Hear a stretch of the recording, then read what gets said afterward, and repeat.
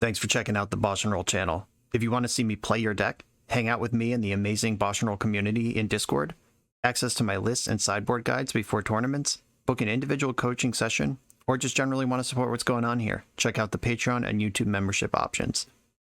For the finest Magic the Gathering apparel on the market, use code BoshNRoll for 10% off your order at coalesceapparel.shop.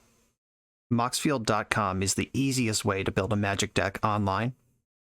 If you want to play what I'm playing, use my affiliate link to support the channel while you shop for cards at tcgplayer.com and play any deck anytime on Magic Online with a cardhoarder.com loan account.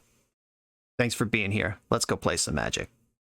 Welcome back for another BoshNRoll video. Today, at the request of Patreon subscriber Shimney, I'm playing a brew that has been getting worked on by the Red-White Lockout Discord, originally developed by user CrayonShed, and being iterated on by Shimney and What Up in that Discord. This is a artifact prison land destruction deck. There was a list many years ago, I think they were calling it Sun and Moon, which was like the Red-White Lockout list that this Discord was probably originally formed from. And that deck played like Rest in Peace and Blood Moon and Ensnaring Bridge, and was just like a prison deck that won with Planeswalkers at the top end. And this is a similar thing, but clearly it's using blue instead of white. The core of this deck is Boom Bust. Bust is a 6-mana Armageddon, but Boom is a really interesting card that's been getting abused since it was printed, basically. 1 in a red, destroy target land you control and target land you don't control. 2 mana for land destruction is under the going rate. That's usually a 4 mana effect these days. Sometimes you could get it for 3. It does exist pretty heavily at 3 in the modern format, but 2 is an insane number to put on land destruction. But this one's okay because it's symmetrical, right? Well, it's not, because we have 4 Darksteel Citadel and 4 Spire Bluff Bridge, which are indestructible. If you target your indestructible land with Boom and your opponent's destructible land, only their land dies. You can also target Scalding Tarn if you have this. Stops being a 2-mana play because you need a 3rd land in play, but you could target Scalding Tarn, and then before Boom Bust resolves, after the targets have been named, you could fetch your Scalding Tarn. And the card will do as much as it can, and it will destroy the target land that's still in play, which is just your opponent's land. You got 12 ways here to make this a one-sided sinkhole, basically. Just 1 red, destroy target land. That's a crazy powerful effect.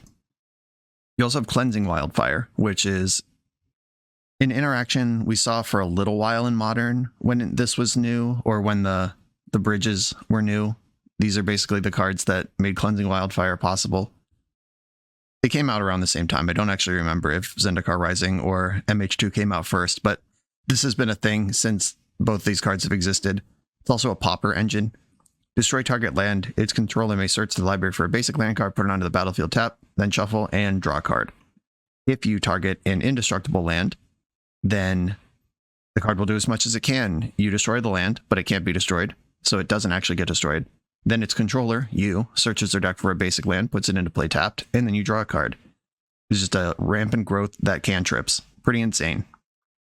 Also, if you just happen to be against like Tron or Amulet or a different Urza Saga deck, this can just be fair and square 2-mana land destruction that's cantrips. This engine gives you that natural angle against decks that want to be using their lands for real. And if they don't want to be using their lands for real, you have the angles too that we just described, all the little synergy stuff. We're an Urza Saga deck, which leads to big old constructs. When the constructs are also growing from your mana base, they're always just like 1 to 3 points bigger than it feels like they should be, because you're just playing normal Magic, and then the first construct is a 3/3 instead of a 1/1. Snowballs pretty quick from there. In the Saga package, we got Aether Spellbomb for those pesky Murktide Regents and whatever else is bothering you. Relic for the graveyard decks. Pinning Needle for whatever.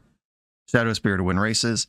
And this one I'm really interested in. They have 2 Hex Parasite in this deck. This is a card that I've tried in a number of decks and I've not really been impressed by, but the group that's been really iterating on this deck came to 2 as the right answer. So I'm going to focus on this during the league and try to really get it to work. What Hex Parasite does is removes counters from your Urza Saga. Once your saga gets up to chapter 3, it will trigger and it'll prompt you to search. If in response to the search, you remove 1 or more counters from the Urza Saga, then you'll get to search out a 1-drop or a 0-drop. And then Saga will check the game state and do I have too many floor counters? And the answer is no. So it gets to stay in play for another turn and another search. Pretty powerful effect. I've never seen it work, but I'm excited because I was given a 61 card deck with 2 Hex Parasites. My reflex is to immediately cut one of these and just play 60, but I'm going to trust the experts here and hope this comes up. As far as disruption, we have 4 Stubborn Denial. It's just a 4 spike early, and as soon as you get some 4/4s into play, 1 mana negate. Dead Gone and Galvanic Blast are ways to stay alive early on. And then the win conditions, I'm pretty excited about. We have the big Chandras. No surprise there. 4 Chandra Torch of Defiance has been topping out Red Prison decks since she was printed. Big Chandra, Awakened Inferno. Excited about that one. You see this one sometimes, and it's always exciting when it does. But here's the other half of the name, BoomShine. The boom is obviously boom. The shine is Rise and Shine. 2 mana sorcery, target non-creature artifact you control becomes a 0/0 artifact creature. Put 4/+1 counters on it. And it has Overload for 4 blue. For 2 mana, one of your indestructible lands just gets to become an indestructible 4/4. For 6 mana, all of your lands and Pithing Needles and Relic of Progenitus and Shadow Spears and everything get to become 4/4s. Pretty cool. I wonder how often we're going to overload this. But it's cool that you have this late game sort of overrun kind of effect. On a stable board, if you do this when your opponent's got nothing going on, they're definitely going to lose. And you can just aggro out early. You maybe like destroy one of their lands and then turn Citadel into a 4/4 on turn 3 when you're up 2 lands on your opponent and just go to town. I like the modality here of we are a prison deck, but we can also get aggro. And the deck is full of expressive iterations because that card is Busto.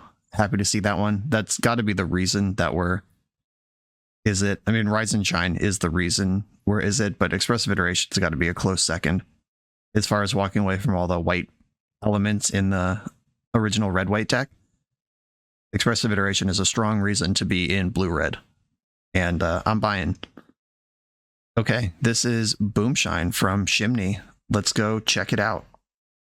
I'm on the draw for round 1, and this hand is not keepable. Doesn't ramp, doesn't destroy, doesn't even cast the spells that it has. Let's send it. This is almost the same hand. I'm going down again. Okay, we found a Cleansing Wildfire, a pair of them. Nothing to target with it. I'm going to keep this hand, though, and send... It's probably... I mean, it's definitely Rise and Shine, and probably one of the Wildfires. Wildfire is one of the best draws if I find an indestructible land, and just not good if I don't. I guess I can just like beat up my opponent's lands and cantrip with it. And maybe it's Rise and Shine and Shadow Spear. Okay. That was a rough run of opening hands. Oh, Sheldock Isle. You're a Sheldock Isle deck. Happy to Cleansing Wildfire this. That's probably Mill. Dope. I'm just gonna fetch right now, and if they have Archive Trap now, then they have Archive Trap. If they don't have it now, they're... At least I don't give them a draw step to find it, and we got through it. Cool. Mill is super annoying, though. My god. Okay, just passing the turn. I think if they give me this turn pass, like I could Cleansing Wildfire myself here off of Citadel. I could Saga go after them, and then I'm committed.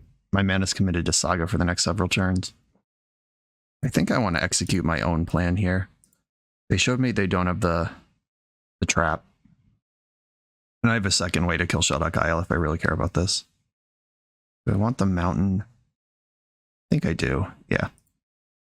All right, found Big Chandra. A win condition starts to emerge. Opt. Okay, maybe this isn't mill. It's some Shelldock, actual Shelldock deck. Well, then I'm extra glad I'm a land destruction deck. Fling to dust. Target yourself. The cycle. Okay. They're also a Drown in the Lock deck, or else they would have just targeted me. So they're controlling their own graveyard and leaving mine juicy. Makes sense. So you're some sort of blue-black control with Shelldock Isle chilling. I might not even cast a spell this turn. I could Cleansing Wildfire there, or am I even worried about Shelldock Isle at this point? I'm not convinced that I am. I can at least play around Spell Pierce and play out my Saga, and then Wildfire myself again. If they're Dimir control, I'd rather ramp into this Chandra. Oh, Rise and Shine. I'm not going to cast that right now. Maybe not at all. I'm probably just going to shove Chandra next turn. Archmage Charm to draw 2. Okay. Yeah, now that this game is unfolding, I'm really glad I advanced my own game state instead of panicked at this spicy non-basic land that I could have picked off. Just jamming this Chandra into play on turn 4? Or is it turn 5? Turn 2, turn 3. Yeah, turn 4. Turn 4 Chandra. Good stuff. No! I hate my life. Alright. New plan. We're just doing Saga stuff. Crushing. Archmage Charm is gain control of target non-land permanent, so even if my Darksteel Citadel is a creature, it's still a land. Oh, they took EI instead of Chandra. What the hell? That's really terrifying, honestly. Must have another discard spell? Okay, we're about to find out what the answer is here. Okay, yeah, just a second Thoughtseize. That makes perfect sense. I understand. Saga ticks up. Rise and shine, buddy. Time to battle. I'm going to play the island instead of the tap land to make sure that I can still Saga. My opponent is at 12. Suspend. Sick. You may play it without paying its mana cost. Okay. You may play it. Alright. Cool. That is certainly an answer to an indestructible creature. Cool deck that we're playing against over here.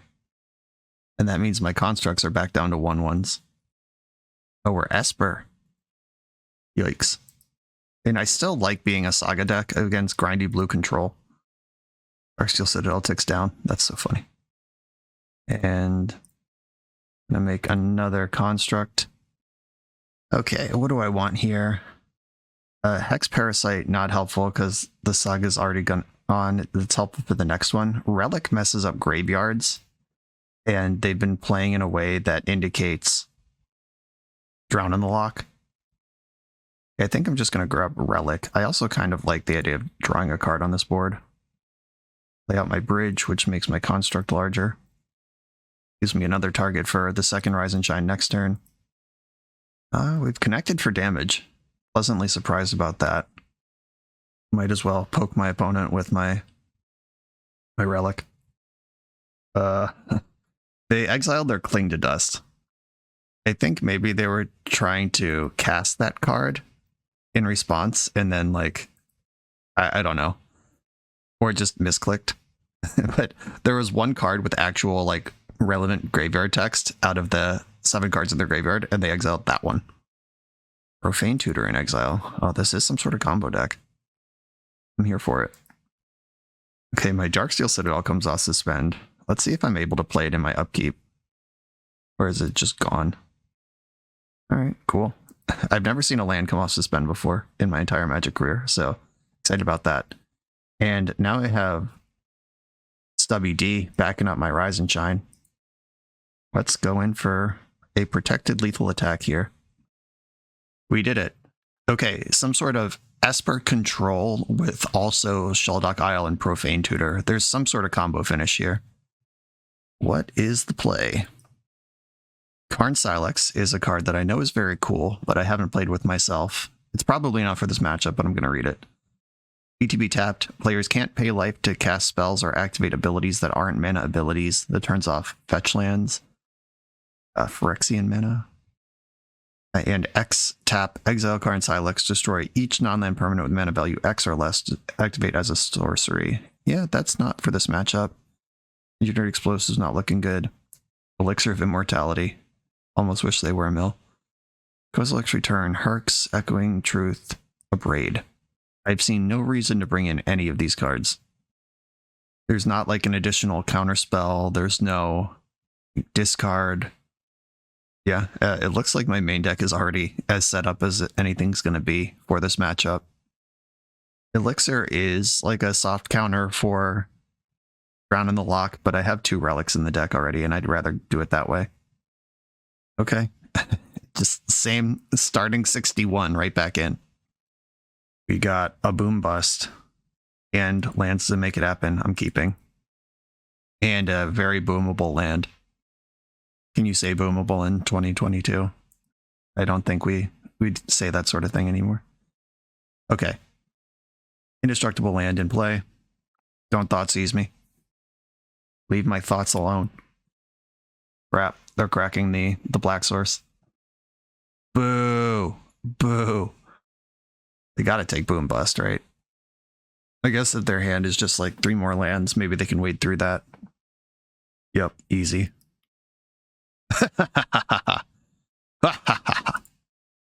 Can I get a Rage Scoop? I'm not too proud.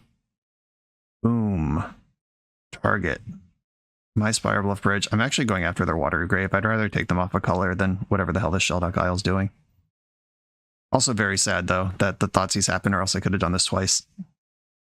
Thoughtseize bug again. Never fails. My opponent even said in the chat, Thoughtseize bug. Known issue on Magic Online. Well, I don't really have a plan after this, unless something starts to develop. I could just needle Shelldock Isle. If I think that's important. I could jam Rise and Shine on my bridge, going down multiple lands here. I guess it's 1 land, but it comes into play tap 2 turns from now. Yuck. Don't like that. Fiery Islet. I could cycle Spellbomb this turn cycle. How about Pithing Needle? I'll just name Shelldock Isle. Take that off the game. Shelldock Isle, and run out my Spellbomb that I'm likely to just draw a card off of at the end of this turn. They've seen the Stubby D, but I've also sinkholed them. Maybe I can drag them down into the mud here. Draw a card with Spellbomb. I haven't seen a creature I need to bounce out of them yet. Oh, I love when I draw both Fiery Islets in a game. Okay, now I can Rise and Shine with full Stubby D active. A ferocious Stubby D. That's the best kind. There's a Suspend. And this is the line I lined up. Let's just get aggro here. Alright, it flushed out a counterspell. Suspend. And that's so cool. I mean, it's currently beating me up, but the fact that this like rarely played removal spell is lining up perfectly against my deck is why I love Magic. Okay, they've missed a land drop. Time to draw another Boom. Or time to draw Saga. Come on. I guess it's Fiery Islet. And that's this Galvanic Blast is not online right now. It will be in my upkeep when I play the Bridge from Exile. They found a land drop off their opt. I think I want to draw a card here. Or I should use Citadel to do it. Urza Saga. Yikes. I do want that. It showed up at exactly the wrong time. Do I take a turn off to get my bridge into play, or do I play Saga this turn? Oh, I don't have a choice. Yeah, Suspend is not optional. Okay. Well, I would not have played that if I didn't have to. I would have played the Saga this turn, but Suspend, you don't get a choice in the matter. Wow, that's cool. Suspending a creature land also just hijacks your land drop for the turn. Good shit. Magic rules. But I found a Saga. That's what's important. That's probably my best card on this board. Oh, you're an inverter deck. That rules. Okay. All right. Thoracle combo. I understand. 6 cards in their deck now. This might be a beatdown pivot. And with 10 cards in the mix, Oracle's not even super reliable. I could just bolt this inverter right now. Okay, Torpor Orb in my sideboard's definitely coming in. Oh wait, I already have 3. I forgot I played this land last turn. I can develop Saga and still take out the inverter. Let's just remove this creature from play. Sucks to send 8 damage somewhere other than my opponent's face, but I played a lot of inverter when it was legal in Pioneer, and at some point the blue-black tempo 6/6 beatdown plan is just the plan. Okay, second inverter. That was, in fact, the plan. Now their deck's back down to 1 card. Okay. We might be in some trouble here. And the additional land was not what I needed. Yeah, if there's an Oracle in hand, they win. It can't be under the Isle, and your deck is currently empty. I take 6. Oh, we got the oops GG in the chat. Okay. My assessment of what probably just happened is they either forgot about Pithing Needle or forgot that the inverter, the second inverter, exiles 6 cards out of their deck. Like they had a 6-card deck to tempo through with, but the second inverter made it a 1-card deck. They either were on the tempo plan and forgot the ramifications of the second inverter, or they forgot about Pithing Needle and there's an Oracle under there. Either way, we just got away with something. Let's keep rolling. 1-0.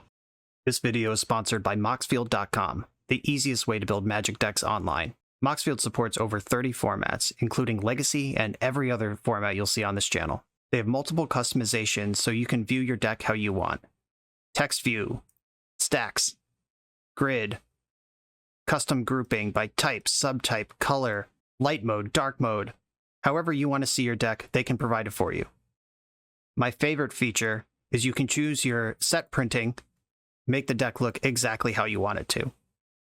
The deck screen features expandable sections that show you what tokens your deck makes, your recent change history to the deck, stats about mana curve and opening hand distribution, mana cost distribution. You can deal out sample hands and even play test the deck. Island Ponder. You know I'm keeping this one. This site has everything. Follow me on Moxfield.com to keep up with decks I'm playing for the channel and what I'm up to in paper. I'll see you there. I'm on the play in round 2 with a turn 2 Wildfire and a turn 3 Rise and Shine beatdown. I'm going to keep this. I'm going to lead on the Citadel. So there's 2 options here. I can lead on Fiery Islet and just look like I'm Izzet Murktide or something. That also lets me cast Dead. Okay, never mind. I have an actual spell I can cast with my Fiery Islet. I was gonna lead on Darksteel Citadel in case I drew a red source that didn't hurt me. Okay. Didn't matter anyway. Wildfire. Destroy my Darksteel Citadel. I would like to use the ability. It's interesting that this deck is built with 3 islands and 1 mountain, but I've wanted the 1 mountain first every time. I mean, I've obviously played like 3 games, 2.5 games with this deck, so every time isn't a huge sample size, but the mountain does seem to be the more desirable basic in the split where it's 3-1 in the other direction. It looks like we're playing against a real Murktide deck. Oh, JK, this is Breach. Yeah, it's Breach. Okay, they immediately had the Bauble to pay off Shredder. I can still kill the Shredder with Chandra. My own Saga to keep up would be pretty exciting. Not my own Saga. Do I want the Citadel or the Scalding Tarn? If I play the Citadel, I don't have double blue. I was going to say if I play Citadel, I could Chandra plus and Overload Rise and Shine next turn, but I don't have the double blue. Yeah, I think I'm just going to want the Steam Vents in play. I'll take the damage to make that happen. And 4 mana spells on turn 3 are pretty cool. 4 to target creature. How about this 2/4 Ledger Shredder? Dang. I could have also used Hex Parasite instead of Chandra. Like if they didn't have Ledger Shredder, which is a card that I do need to answer. If they didn't have the Shredder, I could have pulled the counter off their Urza Saga and it wouldn't have learned to make constructs for a while. And I can still Overload Rise and Shine this turn. I just don't know if overloading it's necessary. I could use Dead Gone and Stubborn Denial and Chandra to wade through this Urza Saga. There's probably a Needle in the deck that turns off my Chandra though, so this might be the last chance I get to use her. If I just Rise and Shine Citadel, then that still taps me out of... Oh no, if I played this second Citadel and use it to Rise and Shine the first one, I can Dead Gone and Stubby D this turn. I think plussing Chandra for mana is the right play here. Add red. This gives me my Hex Parasite and my Rise and Shine. Rise and Shine the Citadel. Yeah. I'm gonna play the Bridge and the Hex Parasite. And I don't think I attack. I kind of want to protect Chandra. Oh wait, I'm doing that with my Dead Gone. Yeah, I do want to attack. I can Stubby D a Breach. I can dead the end of turn construct because it'll be a 2/2. My opponent's not putting their mana base to work the same way I am with these big constructs. They arrive as 3/3s. They tried with the Mishra's Wobble. And no way I'm gonna save their Saga with Hex Parasite. There's no reason to do that. Okay, making the construct. Let's see if they get Needle or where this is going. Springleaf Drum, okay. Cool. Summon and Isle can counter Underworld Breach. Chandra can start gaining actual card advantage. Making a red Galvanic Blast. I will protect Chandra with this. Yeah, that might result in me losing to Breach, but we're on the beatdowns right now. Okay, deck. Deliver the goods. Opponent's bobbling me. To make this construct smaller. Another Fiery Islet. I'm going to plus Chandra for a card. I should make my land drop first, because you can't play lands off Chandra, but if I hit big Chandra, I want to be able to cast her. I think I want another Citadel in play. Okay, plus for a card. Cleansing Wildfire. Yes, I will cast that. Do I want to hit my opponent's land, is the question. Don't think I do. I'm going to go after my own Citadel.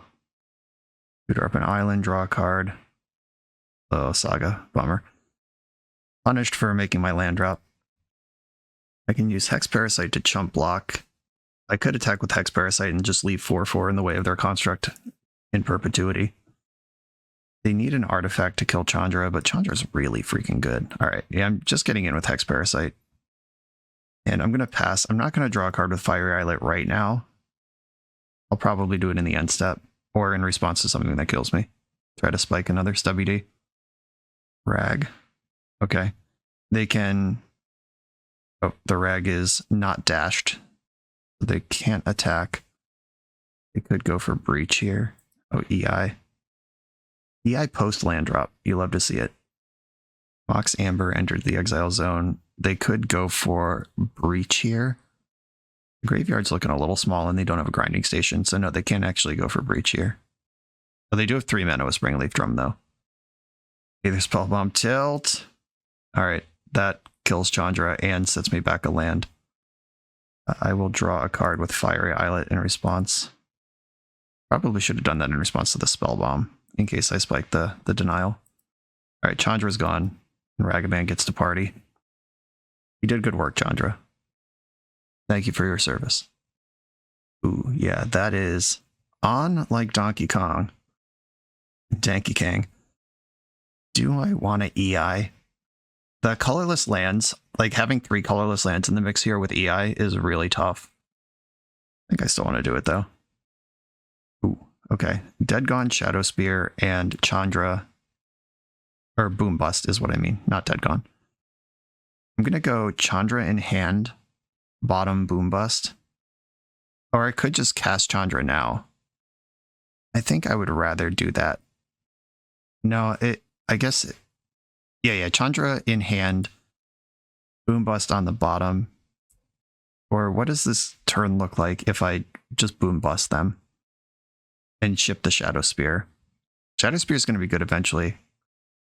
I want to be able to Galvanic Blast one of these creatures, probably the Ragavan. Between Springleaf Drum and Mox Amber, they have a lot going on mana-wise. I think that a big trampoline homie is more likely to win this game, or denying them resources. All right, I'm going to exile the Boom Bust. And then boom, target my Citadel and your Hallowed Fountain. Take out the white source. Play Urza Saga. And I've got Galvanic Blast and a blocker to keep this Ragavan from getting too crazy. I will trade Hex Parasite for Ragavan if it's offered. Okay, now I'll just kill Ragavan. Big Construct coming in, but Chandra can tangle with that next turn. Aggressive Iteration. Yeah, hitting Ragavan also turns off Mox Amber, which I'm a Stone Rain deck, right? Get your Stone Rains. Found your own Saga. Mine came down first, and I have more artifacts in my deck in general, like passive artifacts. With no attack. Are they playing around Ragavan, or they're holding up something with Springleaf Drum? That's probably what's happening. 1, 2, 3, 4. 1, 2, 3, 4. Chandra, go. And roast this construct. Alright, that felt good. They didn't do anything with the Springleaf Drum they were holding up. That's just 3 damage that didn't go.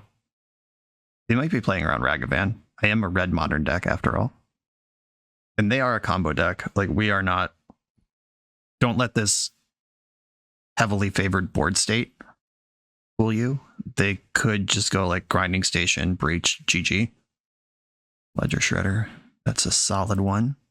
No spell yet. And my constructs are just small enough to die to Galvanic Blast, which is not on, so it doesn't matter. Okay, never mind. Don't care. Unholy Heat is on. Just discarded a Breach. Yeah, I'm just going to tutor up Relic here. And make another 4/4. Turn it into a 5/5 immediately. Relic makes sure that I just don't lose to Breach. And plus Chandra for a card. It's an island, so my opponent just takes 2. You can't play islands from exile. You can't cast islands from exile. If it said play, you could do that. I'm going to Cleansing Wildfire their Saga. The rarely seen, but occasionally correct. Destroy your thing instead of my own. And I can Citadel to make my construct bigger. If I cast this Spell Bomb, my opponent gets to connive, but at least they don't kill Chandra with their Ledger Shredder that's face up. And I guess I'll pass the turn. And I should probably just Spell Bomb this thing, because I'm going to do it anyway. Another Saga. Bummer. They do get to redeploy the Shredder, but I think having another turn with Chandra is better. If they have another spell in their hand, they can Shredder, play that spell, and immediately connive. Underworld Breach. Okay, let's go ahead and connive. I think that's just for the connive, and they're not actually going to combo me off here. But just in case, I'm going to pop the Relic, which I kind of wanted to do anyway for the cantrip, but now that Breach is on the stack, makes it pretty easy. Oh no, did I fuck up somehow? No, they have 1 card in hand. And they don't have 2 mana for Grinding Station. I'm cool, we're chilling. Shadow Spear, always happy to see that one. Plus Chandra for a card. Rise and Shine, okay. 1, 2, 3, 4, 5, 6. Let's overload this buddy. Hell yeah. And play my Urza Saga. And play my Shadow Spear. You get to connive, it's fine. At least I hope it's fine. This Ledger Shredder's dying anyway because I'm attacking for 9. I'm actually attacking for 10. Even more. Bang. That was sick. Overload, Rise and Shine. FT dubs. I don't think Breach can win from this spot. I guess if their hand is exactly Breach and Grinding Station, they can make a run at it. Alright, yeah, just dashing a rag at me is not gonna get you where you want to go. I don't think I have a card in my deck that they could take that matters. Certainly not Urza Saga. That was great. We did an early turn 2 ramp into turn 3 Chandra, and then our passive land destruction picked off an Urza Saga, and then our passive hate pieces got us Relic to stop from getting breached out. Every part of the deck showed up there. Engineered Explosives has text here. Hercule's Recall has text here. Echoing Truth is dangerous. Abrade is better than Echoing Truth, because the thing I would want to remove in mass is construct tokens, and my deck's also built around those. We got Abrade, EE, and Herx. I think I like Herx better than EE, but explosives can hit Ragavan or Ledger Shredder and leave my stuff alone. But I have 6 main deck removal spells already. Relic's good. I'm kind of low on Hex Parasite, just in general as a magic card. You don't need all 4 Rise and Shines. I'm the control deck here. I want to make sure I don't die, and then I'll deal with anything else that's going on. My Braids and my Herx coming in. Elixir, not helpful. Engineered Explosives, I could just float it on 2 and destroy Breach if they ever play it. Do I want to split between EE and Herx, or do I want to find more cards to cut here? Gotta win the game somehow, so I'm not gonna cut all my Rise and Shines, but that is the least important card in this matchup. Big Chandra can kill a medium-sized Ledger Shredder, which not many things in my deck can. I'm into that. Karn Silex, wiping out a board of Ragavans and whatever. Can't pay life. Yeah, there is no part of their combo that pays life. They are a fetch land mana base, though. I think Needle can just name Grinding Station, and then I don't have to worry about anything. I could cut some Boom Busts, but they're a Saga deck. All right, I'm just going to try it like this. I'm running out of time to think about it. I think the Karn Silex has text, though. If there's a game 3, we'll revisit that. I like this start. I'm going to keep it. It needs an Indestructible land to turn on the Boom, but I have Galvanic Blast for early Ragavan stuff, and EI to dig. Hard to complain about a hand like this one. Targeted themselves with Bobble and then fetched. Did not like the card they saw. Chucked in a turn 1 Ravioli. This deck might have counterspells in it, but it definitely has a second Rag in it. I guess I'll wait till combat and hope I don't get blown out by a counterspell. Okay, we're in combat and they don't have any blue mana. Should be pretty safe here, unless they have something weird like God's Willing. Should be an insane card to have in a deck like this. Firewolf Canal, Sacred Foundry. Okay. I'm going to play Scalding Tarn and Aether Spellbomb, and I'm not going to crack my Scalding Tarn, because if I draw any untapped land off the top, Boom Bust works with a fetch land. Mishra's Bauble flipped off the EI. We found a Saga. All right, I'd really like to Boom Bust this turn. All right, come on, deck. Any untapped land. We did it. Okay. Holding priority. Boom. Target my fetch land and your Urza Saga. And I'm going to fetch in response. Get a Steam Vents tapped. And then boom, destroys Urza Saga. Free and clear. Good shit. I don't know if like leaving up Aether Spellbomb activation versus 2 life is more important in this matchup, but it seemed pretty free to do. Like, I don't know what creature I'd need to bounce right now. Non-dashed Ragavan. Like that. Ox Amber. Uh-oh. More stuff's coming. Are we also casting Teferi this turn? Yes. All right. Sure. Blessing Teferi. Okay. Let's draw another untapped land off the top. I don't ask for much, deck. Let's get Chandra going. Stubby D. Right on time. Okay. Blue-red. Expressive Iteration. Put Galvanic Blast in my hand. Stubby D on the bottom. Exile Spirebluff Bridge as my land for turn. Galvanic Blast this Ragavan right now while I can. And send it. Now, the Teferi protecting their combo is pretty annoying. Big Chandra can roast Teferi if we get there before he's at 7 loyalty. Expressive Iteration Slugfest. Just good magic. Kind of hope they play a creature this turn. Emery qualifies. Okay, so Chandra TOD can at least roast Teferi, or not Teferi, whoever this is, Emery. And then she can plus for big Chandra next turn. Little Chandra. 4 damage to Emery, Lurker of the Lock. And pass the turn. And I found a Saga in the mix here. This is one of the most important cards in the matchup. As long as I don't just die right now.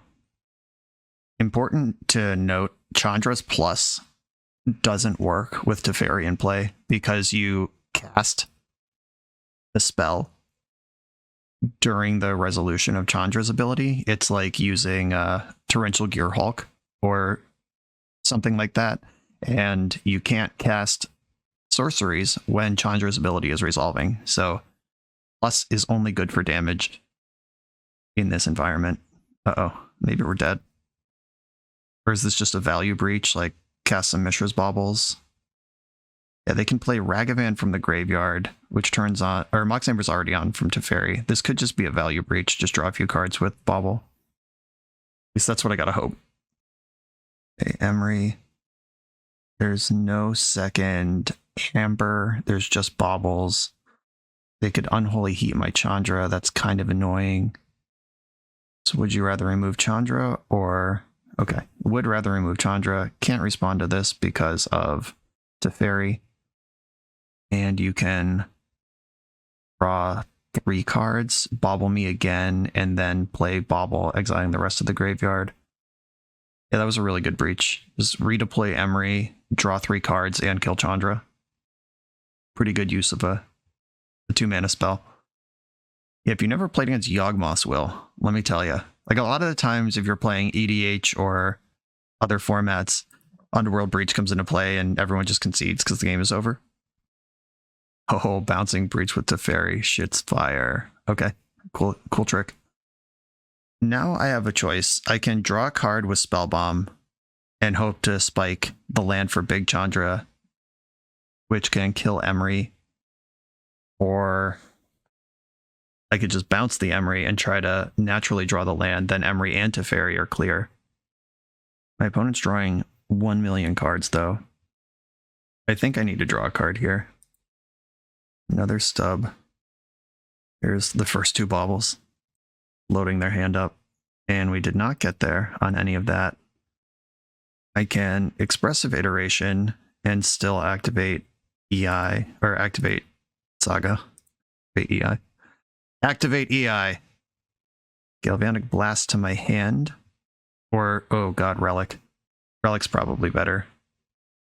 Blast is not operational. If I put Relic and Blast in my hand, then I can't cast them. Okay, that's... I think I have to wait a turn, tutor up the Relic next turn, and put Blast in hand, Relic on the bottom, exile land, play the land, and roast Emery. And I know they have Breach. They can just refire. What's my plan to kill this Teferi? I guess Construct Beatdown is the answer to that. Okay, blast Emery. We don't need Metalcraft for that one. And might as well fetch now. And I'll get an island. Mostly because I'm a coward. I think if they win this game, they're just going to combo me out. But also, 2 damage is so scary. It fully catched in their Baubles. The Breach delivered on its draw 1 million. They have 10 cards in their hand right now. Ragavan, still not interested in dashing this card. They might not need to if I'm just dead right now. If they have Grinding Station, that might be enough to kill me. Bauble. You know, I think they would have cast Grinding Station first, before the Bauble, if they had one. There's Breach. We can replay Emery, who loads up the graveyard. Oh.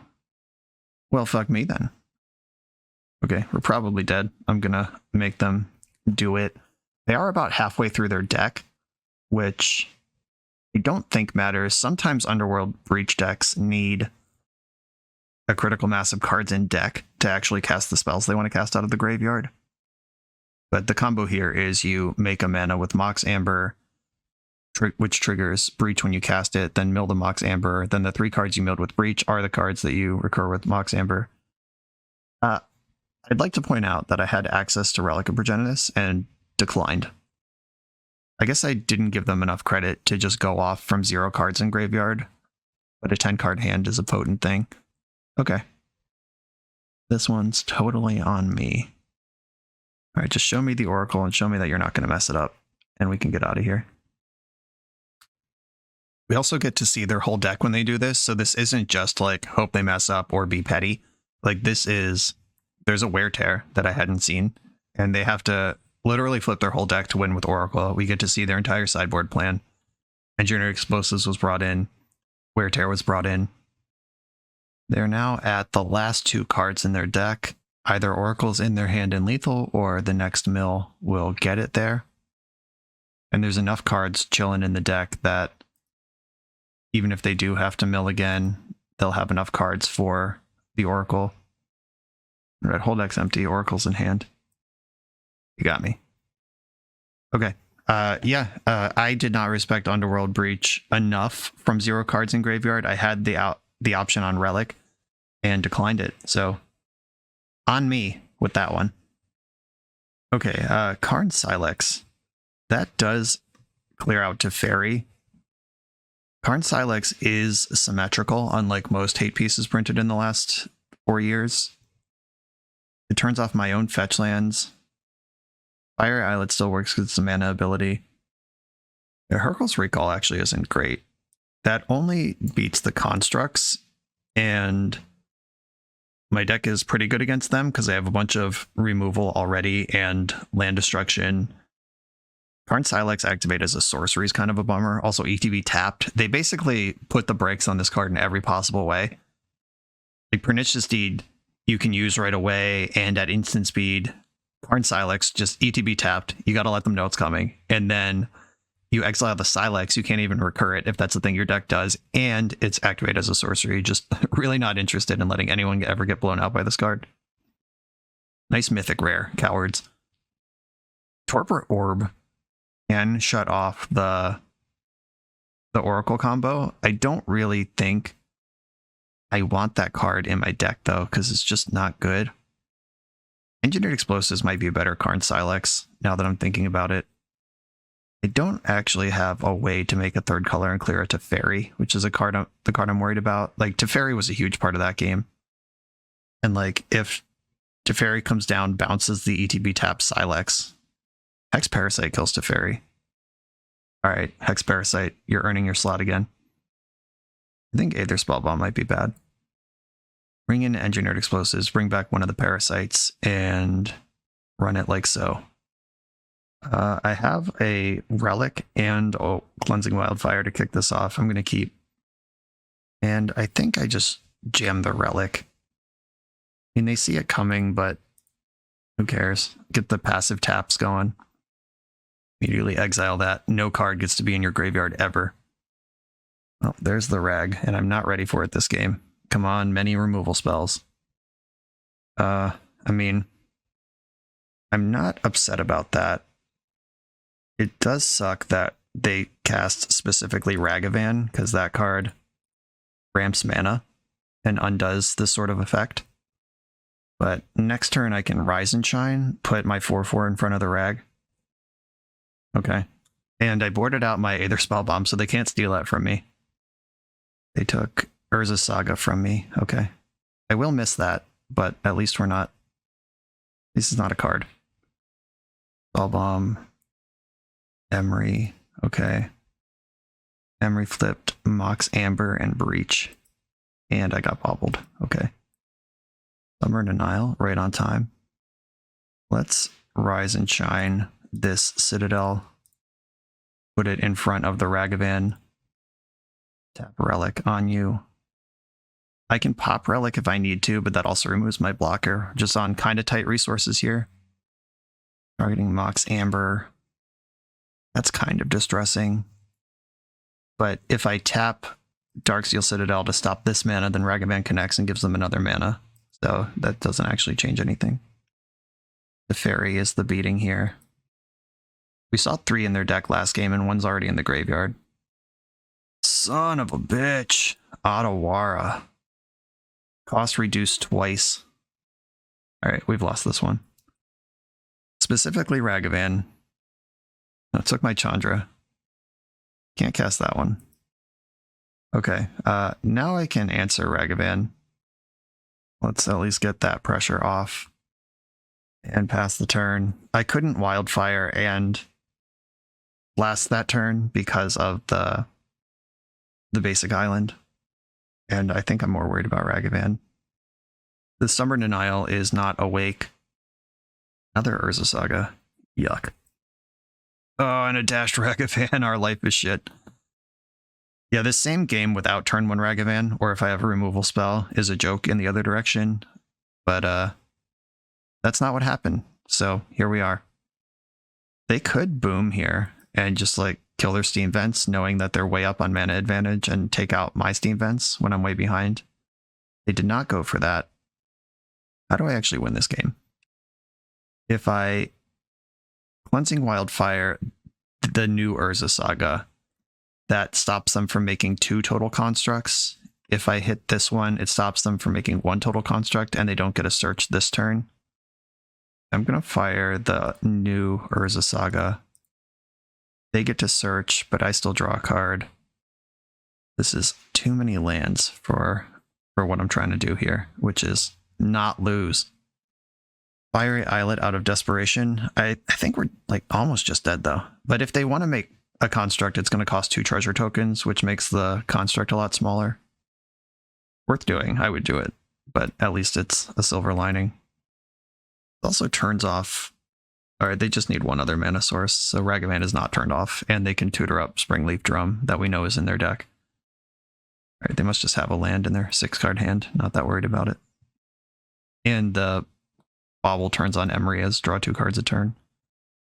I need one of my sideboard cards now, like Engineered Explosives or something. Taking 6 right now. Yep. The Stubborn Denial just rotting in my hand.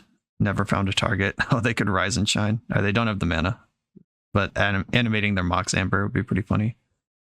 Just show me his boss with my own cards. Draw. And Engineered Explosives is like the one thing that gives me a shot. That's not it.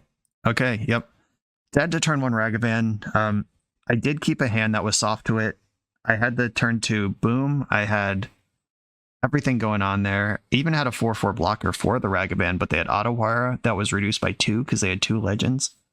Yeah, that just got just under me. Ragavan, hell of a card. You come here to level up at Magic. To level up as a software engineer, check out the new YouTube series Dev Better, hosted by the founder of 7 Factor Software and Magic player, Jeremy Duvall.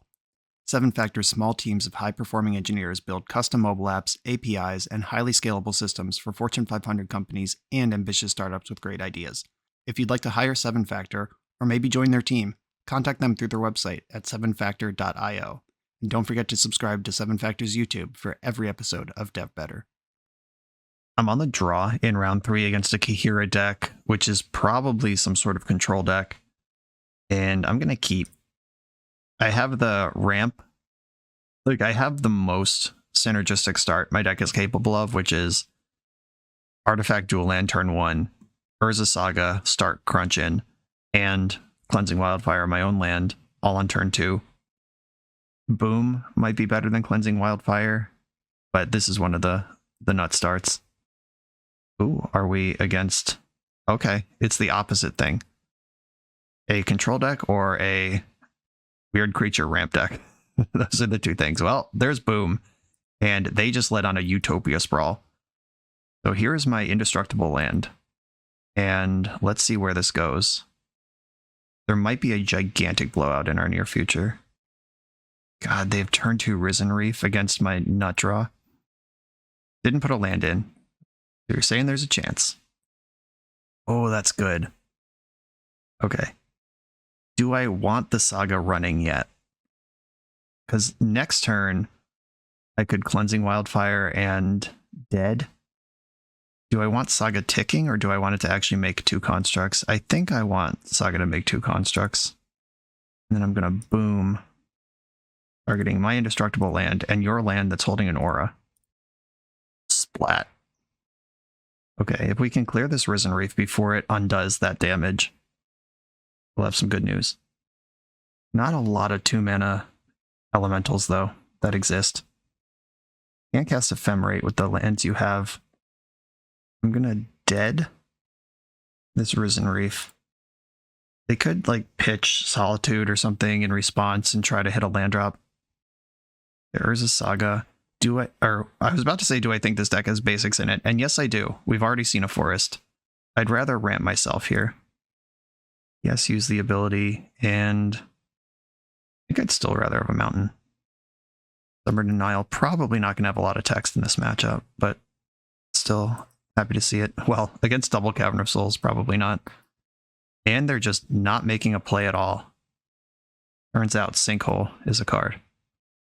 And I get a really cool line here, which is Chandra +2 mana mode, make a construct all main phase.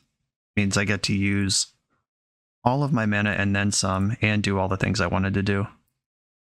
And we got the scoop. Turns out the basic land Utopia Sprawl strat versus the Sinkhole strat doesn't necessarily line up. Big Torpor Orb matchup here. No doubt about that. Do I want a Braid, Kozilek's Return?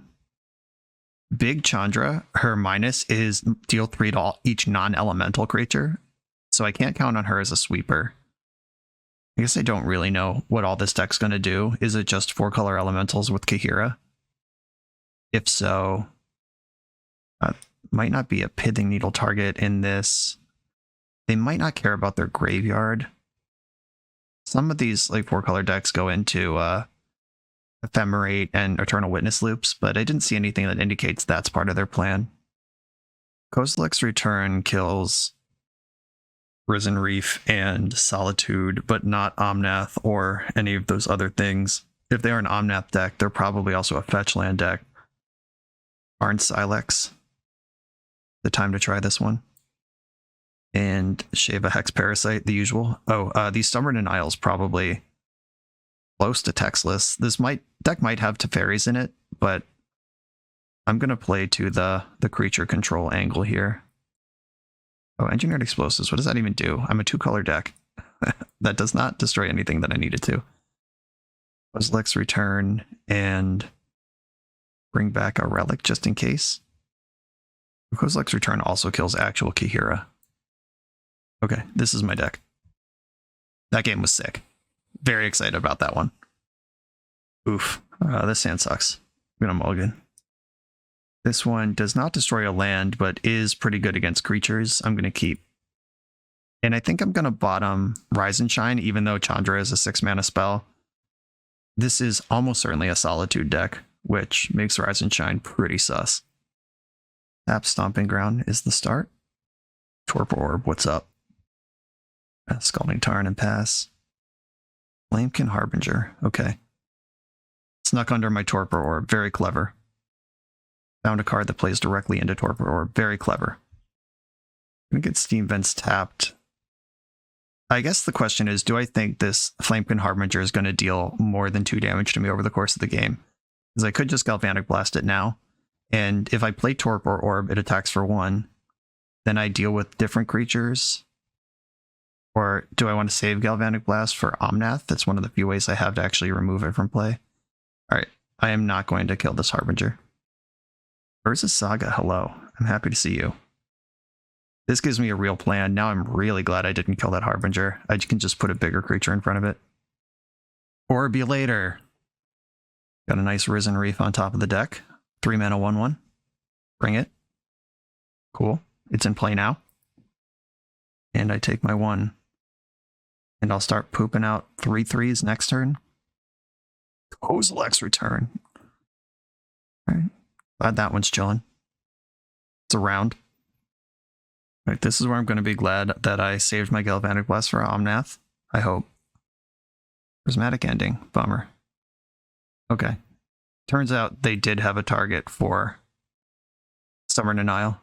Not that it would have worked here. I could take a turn off making constructs. How big is construct going to be? 2. 3. It'll be big enough that I can Kozilek's Return next turn and start attacking right away. I think I'd rather just make the construct. See what we got here. Expressive Iteration.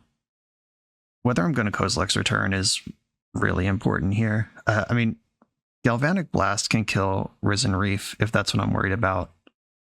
Okay, I'm just going to keep pushing, make my constructs as large as possible. And I believe Shadow Spear is the one I want for this matchup. Fiery Islet, run it, in with my construct. They're untapping into Solitude on the hard cast. Okay, Omnath confirmed. I think I'd rather kill Omnath than Risen Reef. I saved this Galvanic Blast for a reason. I'm just going to light it up right now in response to all these triggers before they can get a land drop off. And then Kozilek's Return can mop up the rest of the board. They had the fetch land and everything. And a Utopia Sprawl. Okay. 2 cards left in hand. There's a Saga. Always happy to see that one. And then Kozilek's Return. I don't think I even need to do this, but I like just... They were probably going to block with Flamekin Harbinger this turn, so it's 4 extra damage. I don't think they were going to put the Risen Reef under me. Alright, just put you to 7, clear the board. Take out your draw engine. Oh, back up Omnath. There it is. Fetch land, of course. And they can get and cast Kahira at the minimum if there's not something better to do in their hand. Fury? Yeah, that's something better to do. Okay, I've been Furied. And they can still put Kahira in hand with the leftover mana. Kahira is in hand. Okay, deck. Let's make this happen now. Aggressive Iteration, not really what I wanted. I can equip Shadow Spear, Abrade Fury, and attack. That gives them another turn with Omnath. But at least I'm pressuring.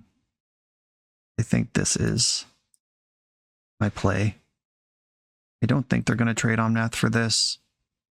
They have Kahira. If their last unknown card is Solitude, they could just pitch Kahira to clear the board, but they could also just take 4 and then cast Solitude and easily win. Alright, let's hope those last 2 cards in their hand aren't good. Kahira gives Omnath +1/+1 and Vigilance. My life total is robust. And I get to make my construct very large this turn. They didn't do anything else. And I drew another artifact. Okay, let's go. Gotta outmuscle this Omnath. Just totally a normal thing that decks can do, right? X-Parasite, not helpful. Aether Spell Bomb. That is a big creature in play. I'll attack with my 7, which is their life total, or their life total is less than that. Oh. Solitude was the last card. You love to see it. Well, I at least gain a bunch of life. And next turn, we continue the beatdown situation. I do have a creature that's bigger than 2 of their 3 creatures. It's also bigger than Fury. Well, they just have another Solitude. Okay. Or we can do it this way, where I just lose to everything. Now the question is, do I bounce any of these creatures? Kahira takes 5 damage off the board. Omnath takes 5 damage off the board. Kahira they can replay this turn. Omnath they can't. Omnath, when they do replay it, creates more problems for me. I could also just leave my Aether Spell Bomb in play, or I could try to draw a card off it. I'm at 27, 5, 9, 10, 11, 12. I go to 15, and then 5, 9, 13, or 5, 9, 12, 15. I'm exactly dead in 2 turns. I do need to interact with the board here. All right, I'm going to send Kahira home. This takes 5 damage off the board without giving them one of their sick ETB abilities back. Ooh, no attack with Omnath. What are they worried about? Ooh, sick. This kills Omnath. I can EI. Oh, come on, you shit. There's no spell worth casting here. I guess I put Chandra in hand. Or, I mean, the spells are good, but no land, which is what I was looking for. I don't really want to cast Boom or Bust. I could Cleansing Wildfire and invest in my future.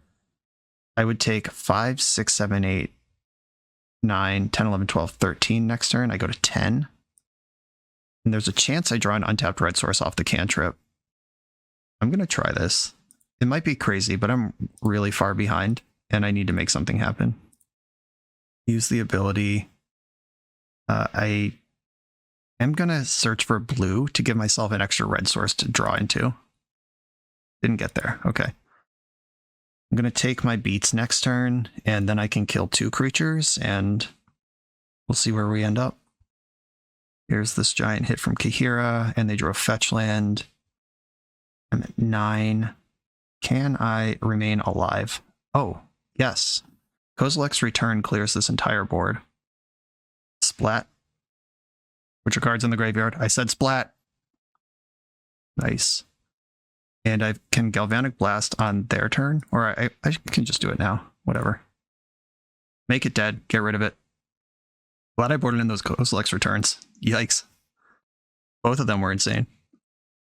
Okay, opponent's in top deck mode, but they are an Omnath deck. That doesn't necessarily mean anything. Mall Drifter. I'm so jealous right now. That was awesome. They played their land, which means they... Or I guess it doesn't mean they don't have Omnath, because they needed the 4th land to cast the Omnath, if true. Nope, definitely have Omnath. Another Wildfire. I'm not going to risk it this time. I'm just going to pick off Omnath. I lose Chandra to my efforts here, but at least there's not an Omnath in play. I guess if I EI into any red source, maybe I should have pushed a little harder that turn. Then I get to double spell. I'm not really trying to play fast and loose right now. Progressive Iteration. Red, blue. I kind of do want to boom, just destroy all lands mode, or bust. So bust in my hand. Or is that even good? Does that make any sense at all? Or am I just a maniac? I would be left with 2 lands to their 0, and they have Mall Drifter in play. If I could answer Mall Drifter or race Mall Drifter, then maybe. And that's kind of exciting. But I am giving up on the Urza Saga. No, I'm just gonna put Wildfire in my hand. Boom Bust on the bottom. Exile Urza Saga. Play Saga. And then Wildfire myself. Let's ramp and draw cards. I do want the red this time. And I'm gonna Wildfire myself again. Take the 1 damage to do it. Let's just overpower now. I see a little light at the end of the tunnel, and I would like to sprint towards it. Oh, they are an Ephemerate deck. Yikes. Ephemerating Mall Drifter pre-combat. Didn't even want their 2 damage. I love that. Prison Reef. Okay. Maybe I did want that boom. Or bust. The bust. And the boom. Boom and or bust. Another Ephemerate from hand. Now they're going nutties. Hitting the Mall Drifter with Reef in play makes things completely bonkers. Made their land drop. Definitely don't have an Omnath this turn. I've already dealt with 3 of them. Or that land might have come off Roots and Wreath. They might still have Omnath. Force of Vigor. Killing Ursa Saga and Shadowspear. Yeah, that was good. Hard to argue with that one. I'm going to play Darksteel Citadel. I'm investing in a future overloaded Rise and Shine. Here is Chandra Awakened Inferno. And I want to exile Risen Reef by dealing 1 to it. And I can play this Hex Parasite for funsies. If they want to ephemerate their Mall Drifter, which they probably do, then they don't have an attack on Chandra. There's 2 ephemerates on rebound. Maybe I should have hit the Mall Drifter and let them have Risen Reef, because Risen Reef is more synergistic with their deck, but the raw draw 4 versus a raw draw 2. That's actually interesting. I'm willing to believe I messed that one up. We may never know. Sucks that they're an elemental deck, and Chandra randomly says non-elemental on her sweeper mode. Omnath number 4 has arrived. There's a fetch land sitting in play. If they have another fetch land and a land to fetch with it, they could clear or do the full 4 damage thing this turn. Yeah, if they have a land to fetch is the variable. There are 2 fetch lands in play. Prismatic Ending killed my Hex Parasite. That's not like a real card anyway. It's cool. cool. Okay, they're passing the turn, or at least passing into second main. They must be out of fetchable lands. I think I want to try to roast this Omnath. I get blown out by Ephemerate, but that's always going to blow me out. Okay, here we go. I'm going to try to kill Omnath. Yeah, that's fine. That was always going to happen. Always going to work. 1, 2, 3, 4, 5, 6. Let's overload. And just have this wall of 4/4s between me and my opponent. Oh shit. That's cheating. Force of Negations in your deck. 4, 5, 6. I'm at 1. Dead if they have enough lands in their deck, or any pump spell, or End Step Solitude. Yeah, I can't play a single creature into End Step Solitude. And I guess they had End Step Solitude was lethal anyway. So, alright, yeah, you got me. Let's see if they mess up on the Ephemerate. If they just like flicker Omnath, then they don't have lethal anymore. But they would flicker Muldrifter and then still have lethal. Yeah, Muldrifter is just a better flicker. But they declined to do anything. Sure. Guaranteeing the W here. Okay, when this deck gets up under you, it's a problem. Though it didn't happen this game, bust is a very real thing to play towards. And now we've seen Ephemerate, Force of Negation, and Prismatic Ending. SWD just got a lot more interesting. Karn Silex, we saw Force of Vigor as well. Alright, Karn Silex I don't think I'm interested in. The fetch lands are a big deal, but if I'm on like the mana denial plan elsewhere, there's a different plan for that. Rise and Shine is much worse against a Solitude deck. I'm going to get lower on that. And this is my 61 card deck. Do I want Hex Parasite? Is that even doing anything? Is that better than Karn Silex? I can't just float Silex and play as Blood Sun and just turn off fetch lands and never activate it. I mean, that's something. Alright, I'm going to cut Hex Parasite and get out Karn Silex back. Let's do it. Hope for... This is my first game on the play in this matchup. Let's hope for a really aggressive mana denial setup. Oh, I saw the split card and got so excited. It's the wrong split card. I do have Kozilek's Return and Saga. I'm going to keep this. This is the type of hand that has enough gameplay to it that even without a nut start, we're still good. And I have 8 excellent draws. If I hit the Cleansing Wildfire or the Boom Bust, we're in business. Yeah, I'm just going to go straight into Saga here. They don't really have 2-drops in their deck, so unlikely for me to dead here. I just chip in. Ooh, Torpor Orb. That's a dirty trick. I am not going to float Torpor Orb out where they get the world's cleanest Force of Vigor, when I could otherwise just make them react to my Urza Saga. And knowing that they have Force of Vigor in the deck, kind of interested in finding a stubby D and getting some creatures into play before I make a move on a really important card like Torpor Orb. Galvanic Blast. Now let's do the thing here. Just go all the way in. Go after it. I think Shadow Spear is the get. Either Spellbomb can draw a card or control the board if it needs to. Now I like Shadow Spear. And play my fetch land because that casts Galvanic Blast. Or dead. As necessary. These are much bigger than Endurance. One thing they could do is Force of Vigor my other 2 things and then cast Endurance. Okay, this looks like an Ephemerate line. Or it's just like an emergency line. I hope it's an emergency and not an Ephemerate. Okay, let's see if you have Force of Negation to back this up. Come on, Blowout. Come on, Blowout.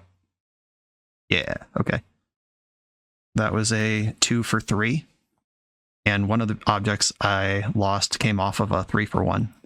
So I'm up several cards on that exchange. They might not matter if they are the control deck and I'm the tempo deck. Really wanted a Stubborn Denial there. I could still get one. I could just EI this turn. Iteration. Can't cast the second iteration, but I do want it. So iteration in hand. I don't need this Darksteel Citadel. Though it does make my construct bigger, but it doesn't cast any spells this turn. At bottom, Darksteel Citadel, exile Galvanic Blast, and I can attack for 4 and then just send 4 damage upstairs. Hardcast Force of Vigor. Okay. Do I want to send 4 damage upstairs or sneak this Torpor Orb in after they've Force of Vigored already? Yeah, I'm just gonna skip Galvanic Blast and play Torpor Orb now. Alright, let's hope I'm a genius.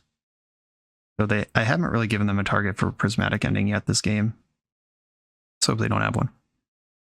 Alright, pass the turn. Good news. I can EI and then Wildfire myself if I want to do that. I do like EI. Fetching in response, are we hard casting Force of Negation? We are indeed. Okay. Cleansing Wildfire, my land. Still want to get the mountain. Always the mountain. Found a Galvanic Blast, which is on... I have a lot of removal, but no forward motion right now, which is concerning to me. Hardcast Force of Vigor. Okay. Bomber, Flamekin Harbinger. That's probably going to get Omnath, which I'm currently not set up to answer cleanly. An artifact does it. Where's the Saga? I'm happy to see that card. That at least competes on the same sort of level. 1, 2. Yeah, only 2 artifacts in play. And I don't need to answer Omnath immediately. We can see if the land triggers happen. Okay, Omnath is in. Here's the life. They fetch for mana. Now I can kill Omnath if I want to. And I think I do. I'm going to Kozilek's Return and dead. Maybe I should have just let them put Kahira into play, and then this line also kills Kahira. Yeah. Okay. Every card in hand. Stuffed an Ephemerate. That feels good completely by accident. Opponent is hellbent at this point versus my Urza Saga. They have Kahira as floating resources. I have Saga and the first draw step. Do I play this island? I do have some big mana in my deck. Yeah, I'm just going to be honest about what I have here and drop the island. Like either of the Chandras are reasons to do that. There's Kahira in hand, but not in play.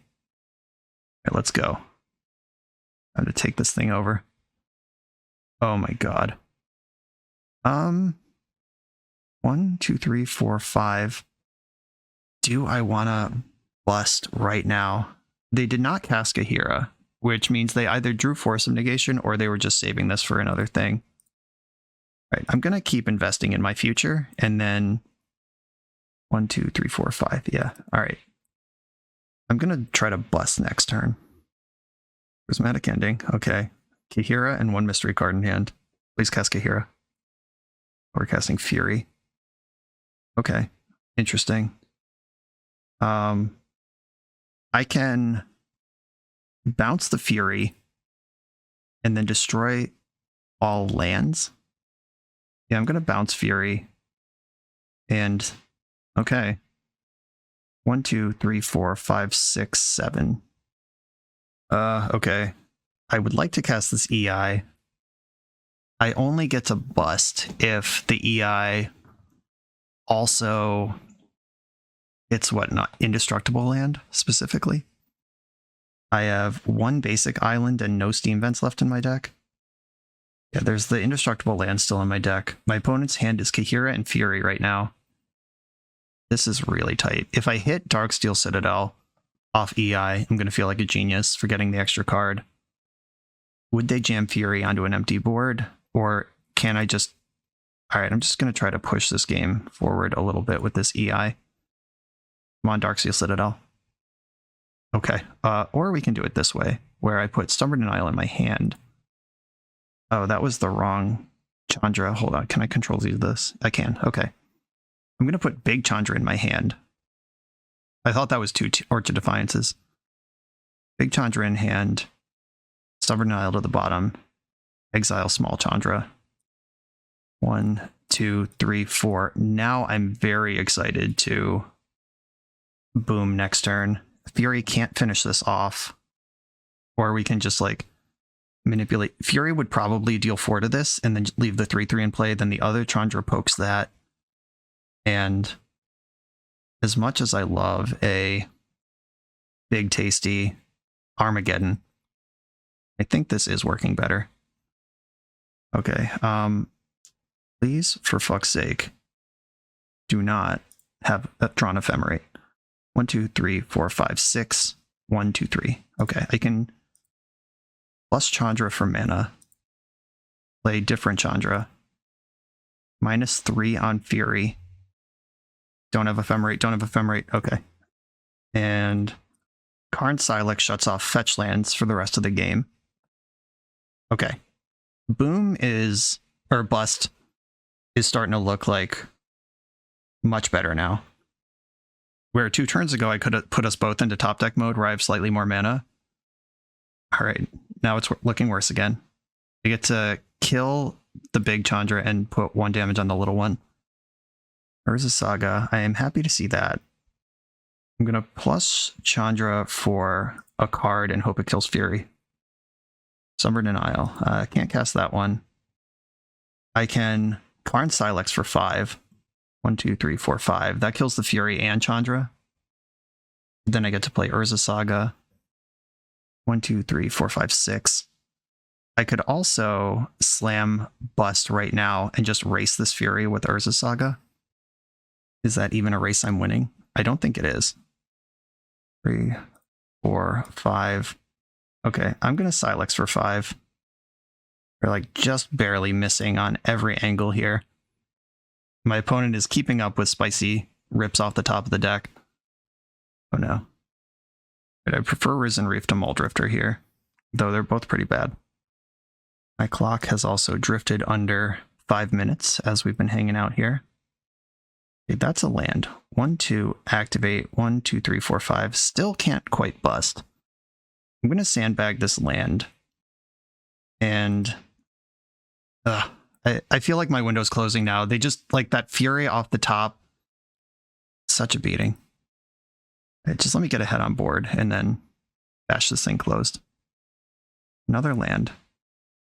I don't believe there's a tutorable artifact left in my deck. There is not. Was I supposed to leave Silex in play for a turn? If I boom or a bust and they Solitude, that's bad. But I am stable on this board right now. Bang. No counterspell, no action. Just put your cards in the graveyard. Okay. I am currently winning this game as it exists. Fetch land. Hate my life. Oh god, they have the Utopia Sprawl. I was supposed to attack last turn. Oh yeah, okay. Land. Boom. Or it is boom this time. Target my land and your land. And attack with 1 construct. They have to double block to kill this 1 construct. Oh, was that a lethal attack? They had to block each. I've lost track of their life total. I'm just being dumb over here. Yeah, I was like so busy at the clock and like the lands and everything that I didn't realize I just had a lethal attack with force blocks. Okay, we got a bust off at the very end there. That was a wild game. I don't know why, but I wasn't really expecting the rounds with this deck to go to 45 minutes, but I guess it is a prison deck. Let's keep rolling. We're a few rounds into the video. Thanks for sticking with me. Friendly reminder that if you're still here and having fun, smash that subscribe button. And if you want to play what I'm playing, you can use my affiliate link for TCG Player to support the channel while you shop for cards, and you can try any deck anytime with a cardhoarder.com loan account for Magic Online. All these links are in the video description below. Now back to the league. I'm on the draw in round 4. This hand a little chunky. It does interact in a variety of ways. I'm going to keep, and any boom or wildfire off the top is great. Any land off the top is great. Just keeping this one on spec. Like, I'd rather have the indestructible land and draw to a boom, hey, than have a boom and try to draw to the indestructible land. Though I guess there's the same number of both. But as far as keeping a hand goes, like, dual land is a more functional straight up magic card than Boom Bust is. Okay, this main deck Relic, I'm hoping, does some work here. Hope it doesn't get blanked by main deck Force of Negation. Okay, moment of truth. Is it in? It's in. Okay. That's a start. Now this game just went super weird. I'm going to have them exile that land, and then if they don't get another land in there, I can start pressuring the creatures. They could just cascade right now. I actually think that's really smart. If they cascade right now, then I have to bet against Straight Riverwinder, which is not a card I can even beat, just 1v1. And if they have any street wraiths or anything, it can come into play. Yeah, that was just really good. Counter graveyard hate of hashtag I'm more powerful than you. Urza Saga, get in there. I'm gonna boom and take out the Fiery Islet. Does other things, but Breeding Pool is their green source, which casts both of their cascade spells. Yeah, and if they're just taking damage every time they tap a land, that's probably good news for me. Because I have the burn in my hand, I have the Galvanic Blast and Chandra's half of the deck. And for the first time appearing Hex Parasite in play with an Urza Saga. See if we can get rewarded on that. There is a second relic in the deck if Saga gets to that point. Now they need to reassemble 3 mana and put creatures in the graveyard and have another cycler, which is totally doable. I'm not saying this game's a joke from here or anything, but we're moving in the right direction. Cycling Riverwinder main phase.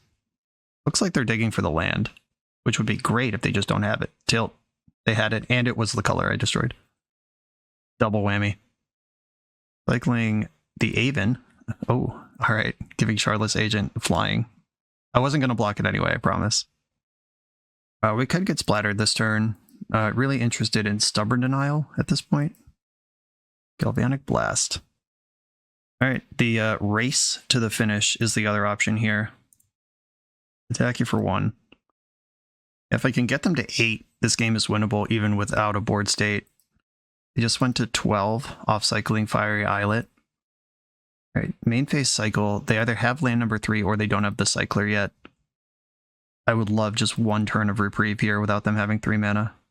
Never an option. Shockland. Bummer. Okay, Shardless Agent is coming.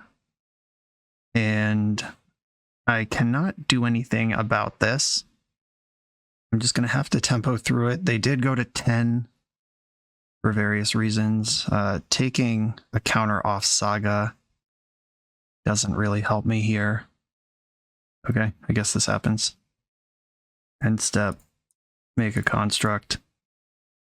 You asshole. Fucking deck. All right. What do I do here? 4, 8, 12 in the air. You can block something on the ground, and I just need 1 creature alive to attack back with next turn. And I need a red source. I think Needle Relic. Do I show them I have 2 relics? I don't think so. Either Spellbomb can clear a blocker. All right, here we go. I need to, step 1, be alive. Step 2, draw a red source. All right, we're moving into combat with the squad. 4, 8, 12, 13, 14. They didn't leave a blocker back. I guess I can block the Shardless Agent for free. Oh yeah, Violent Outburst. This makes it 15. But now I lose my second construct. Glad I blocked though. I'm at 1. And I don't think I have any outs. Nope. Okay. Yeah, they shoved through Relic of Progenitus, and I mean, I did miss a bunch of land drops this game. If I had been able to like tempo and find the Stubborn Denial right after the Living End resolved. Tough beats, but it's cool. This matchup is tough, and they are generally trying to win game 1. Does my sideboard help at all? Not really. Karn Silex, I guess I could just like float this thing in play and elbow tap 6 or 7 mana at some point, and it also turns off their fetch lands. It's not nothing. Echoing Truth can clear anything without Hexproof from play. Maybe. Awakened Inferno, kind of expensive. Pithing Needle, I could name some of the stuff, some of the cyclers. X Parasite definitely coming out. Freaking Hex Parasite. Awakened Inferno. The -3 doesn't even really kill the creatures in their deck. Okay. I'm off it. And I gotta cut one more thing. It could just be the needle.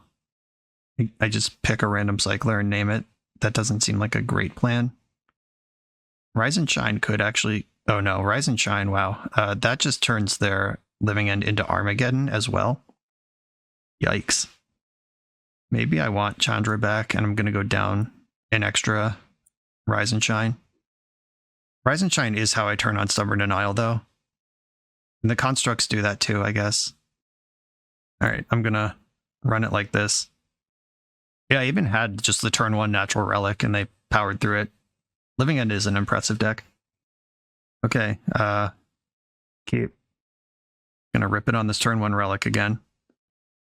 They're gonna have Forza, Vigor, and Negation, which can pressure this, but I'm gonna have to get through those anyway. Citadel Relic. It's in play, and it was not Forza Vigored. Good news, everybody. A Foundation Breaker is another way they have through this.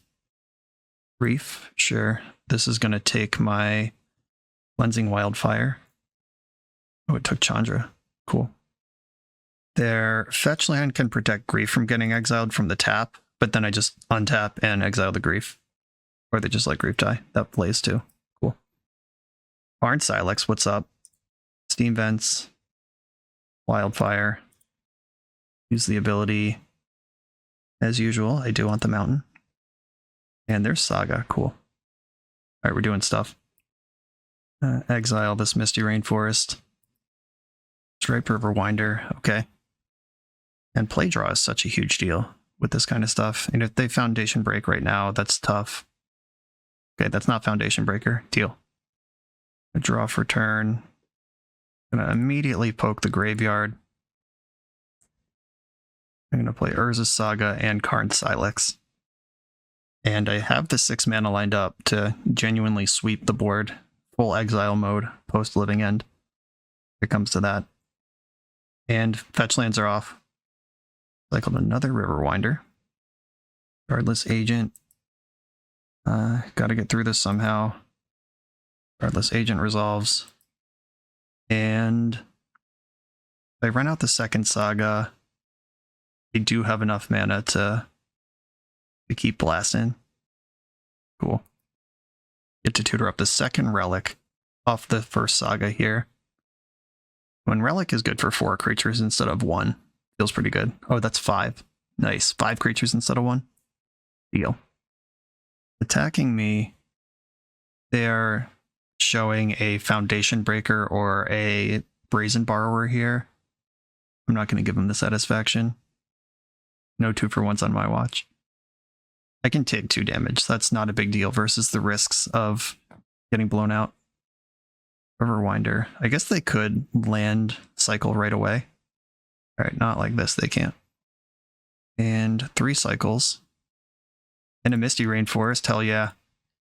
Blood Sun. I'm going to make an additional owl here. Tutor up the other Relic. Surprise, I have 2 of those. Hit your graveyard right away. I guess I should have waited a turn on the second Saga. Ooh, do I want to destroy a land right now? I'm not activating Saga anyway. Like, I'm not going to tap out of Relic of Progenitus this turn. I could just destroy their red source. Yeah, I kind of like that. Boom, target Indestructible land and Fiery Islet. An attack for 5. Okay, they got to get through Relic, and they're facing giant beatdowns on board. And a Cascade is still a Wrath of God. Alright, Relic. Okay, yeah, that is still a Wrath of God. That plays. And another construct. Tutor up. Shadow Spear.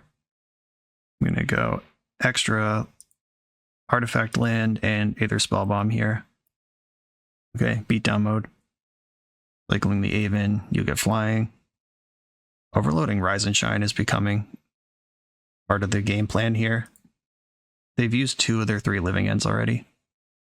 And they conceded. They must have drawn their 3rd living end off that cycle to like cycle a card then suddenly give up. Okay. We're going into game 3. They still haven't seen a Stubborn Denial. I have that secret weapon. And I believe that my deck is still my deck. We saw a Force of Vigor that they cascaded by. We knew they'd have it anyway. But confirmed. We put eyes on it. I have the Relic, but my hand is not particularly functional. I don't even have the second mana to activate Relic. I don't think I want to keep this. I'm gonna mulligan. Okay, now I don't have Relic at all. I can't boom either, because that would destroy my land. I'm mulligan again. Okay, Stubby D and Relic. Good mulligans.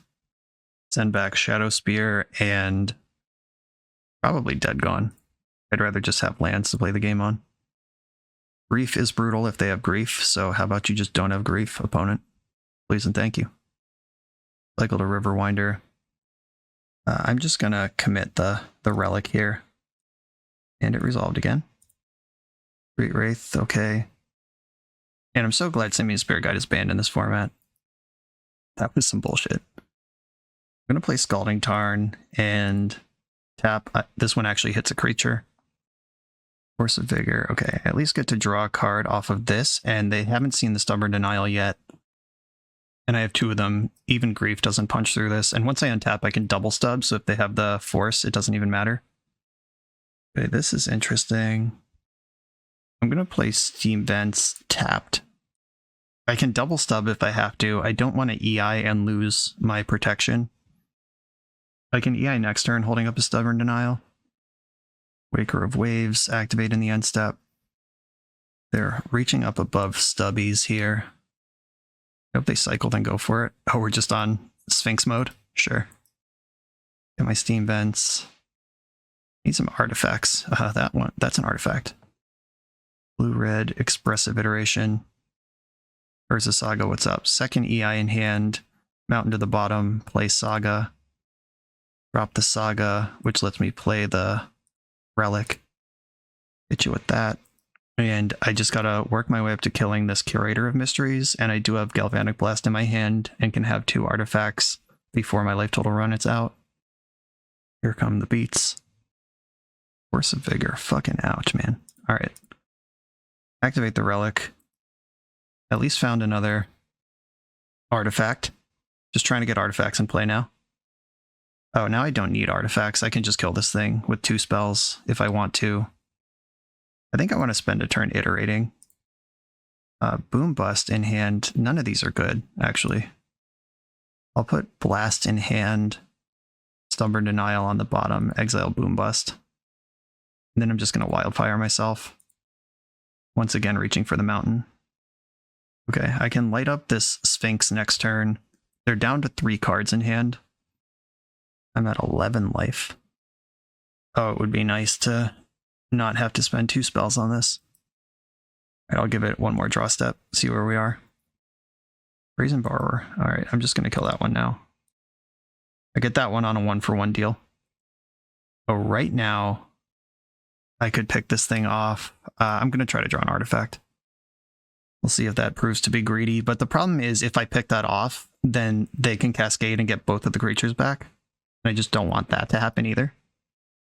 Yeah, see, they're just loading up the graveyard and the hand and griefing me till, well, I guess I'm going to Galvanic Blast this thing twice in response. All right. I have 1 Stubborn Denial left. If their hand is Land Cascade spell, they got me. But it's a good time for Stubborn Denial to show up in this match. Shit. And we're dead. And Living End. Good stuff. And I don't have a 4/4 creature in play. And the Grief was taking the stub anyway. And GG. Okay, yep. Danced around everything I did. Multiple Force of Vigors involved. Worked through multiple relics. Had the beatdown plan that was threatening me while they were building up the Living End. And yeah, that's why this deck is good. Impressive. On to the next round. For the absolute best Magic the Gathering apparel on the market, check out the link in the video description to coalesceapparel.shop, and be sure to use the code BoshNRoll for 10% off when you check out. On the play in the final round, I've got a Boom Bust start with the Saga. I'm going to keep Bridge Go. See if they have a Ragavan. Fetch land, my natural enemy. Oh, we're playing against Living End again? Cool. They even pitched Street Wraith to do this. Alright, time for redemption, I suppose. Or something. Or we're just dead. I don't know. What if the above is true? Took the boom bust. Okay. Second Rise and Shine. I didn't want the first one. While I think it is cool that this card exists and I understand the deck is built around it, I don't think it should be a 4 of. Like, that's like something you want later on. The just turn 3 4/4 and ranch plan hasn't come up even once. And with Solitude and Otawara and Teferi in this format, it's not even a reliable plan. Brazen Borrower can't hit it because it's a land. And they're going to be able to present their first Living End before my Saga pops. Come on, Stubborn Denial. Or Boom Bust. Shadow Spear. That's not it. I mean, any Living End player knows that an Urza Saga could represent Graveyard Hate. They're going to go for it this turn. It's not even like an option. It's not like, oh, I'll play around counter magic and see what happens. Like, they're just going to rip it if they have it. And they're 15 cards into their deck looking for an 8 of. So I'm sure they have it. Yep. Good stuff. And we're dead. No Stubborn Denial, no Relic. Turn 3 Goldfished on the play. They broke serve on me. If I had known the matchup, I may have just led on Urza Saga, because then the Relic is out before they get 3 mana. I do like the Karn Silex. I think that made sense. Anything that can constrict them, or any possibility of clearing a board of 5 through 7 drops, is really exciting to me. Hex Parasite and Rise and Shine. Do I want the Echoing Truth? I think I had Echoing Truth in last time. If I didn't, I should have. In the previous game, I did run into the problem where I had 2 Stubborn Denials, but they just made land drops and got out of range of them. Where Rise and Shine does cover the gap, but Rise and Shine is so sus every other opportunity. I'm going to cut a Parasite and bring a Rise and Shine back.